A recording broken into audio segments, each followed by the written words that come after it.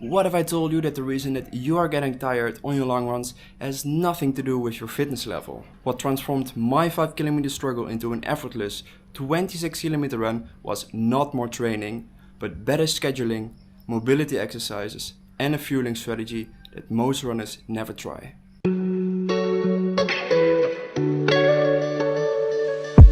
Hey, I'm Matt, running enthusiast and someone who absolutely hated long distance sessions.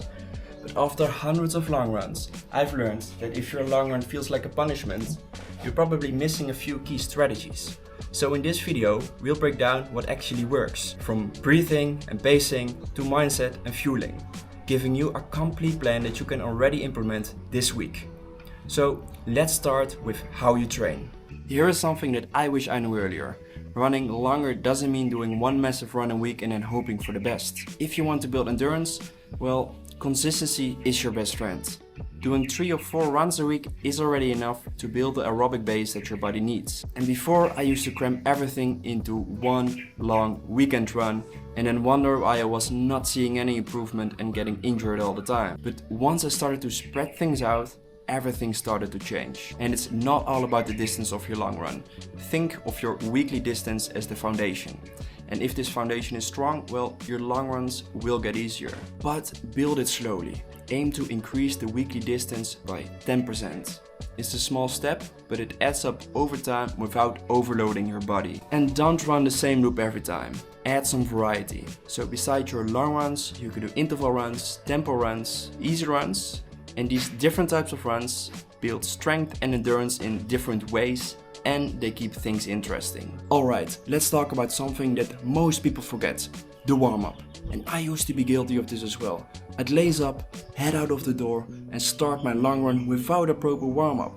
And after a few kilometers already, I would feel awful. But not anymore, because now every time that I go for a long run, I do this 5-minute warm-up that wakes up my body and it loosens my joints and muscles. And I'm going to show you how you can do it too. So the first one is the heel to butt. I do a few hip rotations and I always do a few shoulder rolls. I do the knee to chest, a few leg swings,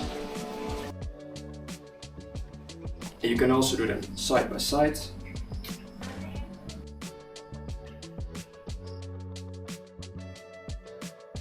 And I really love to do the mountain climbers as well.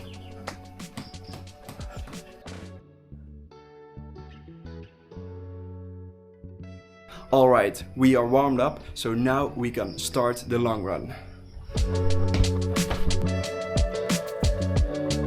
So let's talk about pace. If you're halfway through your long run and you feel like passing out, it's probably because you're starting too fast. A long run is not a race.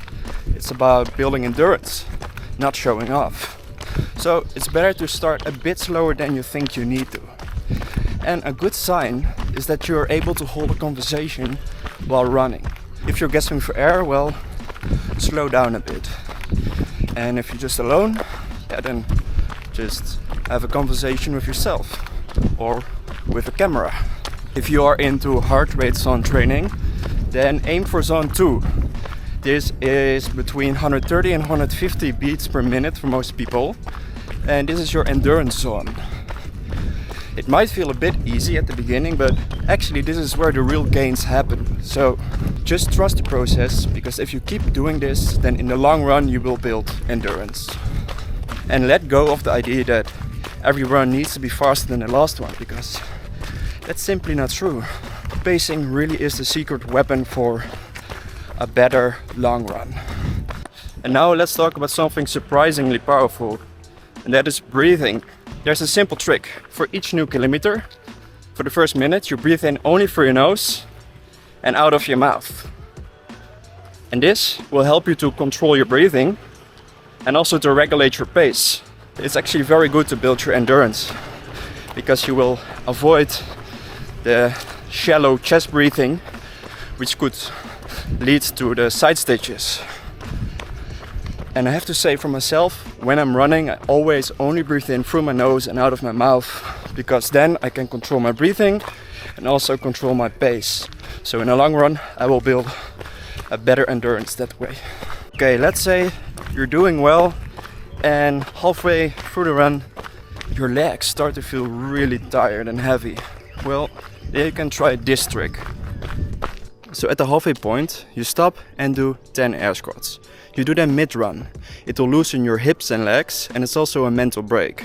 And then the next kilometer you stop and do 10 leg swings. You can keep alternating the squats and the swings every kilometer until the end of the run. It might sound a bit silly, but it really works. And what some people think that is silly too is having a walk in between your runs. And believe me, it's totally fine to sometimes have a walk, even if it's just like 30 or 60 seconds. Don't see it as a weakness, but just see it as a strategy. And what really helps me as well is to cut my long runs in smaller chunks. So instead of 20 km, I go for 4 times 5 km, and it's way more manageable. And what really works too for me is the out and back run. So once I'm halfway on my run, I go back home and I can tell myself like, hey, I'm already at 50% of the run, now it's time to go back home. And that keeps me way more motivated. Well, enough walking, it's time to run again. And what I can recommend everybody is to add their runs in their calendar and then add the pace and the distance, because then it will be way easier for you to also really do the run. And when you're out there running, try to stay focused on your breathing, the steps, and don't overthink the distance that you have left, because then you will make it so much harder for yourself. For me myself, I also really love to listen to music or to podcasts or audiobooks. And do you find it really hard to hold yourself accountable? Well, then consider to find a run buddy or join a run group. And they really work wonders, because of course when you run with others, it's way harder to bail out. And now let's talk about fueling, because even the best trainings can be totally ruined when you don't eat or drink enough. So it's really important that throughout the whole day you drink enough, not just 10 minutes before your long run. And when you go for a longer run, then try to eat a bigger meal 60 to 120 minutes before your run. I personally really love oats, bananas, because they contain a lot of carbs. And if you go for a shorter run, well, then you can just take a snack like 30 minutes before your run, like a banana or a cereal bar. And are you going for a run longer than 1 hour? Well, make sure that you bring enough fuel with you during your run. Aim for 20 to 40 grams of carbs per 40 to 50 minutes. And this can be anything from energy gels to bananas or some nuts. Personally, I like to have a sports drink during my runs. Here in Indonesia, I always drink Pocari Sweat, but it can be any type of sports drink. And please test different products. Don't just use a product because you hear somebody else talk about it. What might work for me might cause stomach problems for you. So your trainings are ideal to use different types of gels, different types of nutrition or sports drink. So then, if you go for a race, you know exactly what to bring with you. Do you really want to make your long runs easier? Then you should also get stronger. A few strengthening exercises a week can already help to make your legs, your glutes and your core stronger. It also helps your form to hold up when you're getting tired. And mobility really matters as well. Even 10 minutes of yoga a day will help to keep your joints happy and to move your body well. And don't skip your rest days, because rest is training. Without rest, you cannot build endurance or get stronger. So stick with it, stay consistent, and the results will follow for sure. That was a good run. Time to wrap it up. So running longer without getting tired is not about training harder, it's about training smarter. In this video I shared several tips, and some tips they seem bigger than the others, but even small changes can already make such a huge difference. And what works for one person might not work for the other. So I suggest you just try them out during your trainings, and then you can see what works best for you. Let me know in the comments if there is a tip that worked for you and which result you got. I really love to hear it. And you can also let me know in the comments if you have a question about the tips that I gave, or is there maybe something that I forgot to mention in this video. Well, share it with me and the other runners If you found this helpful, then please hit like and subscribe, because then you'll stay notified about my next videos. And remember, keep running smart, and I'll see you in the next one.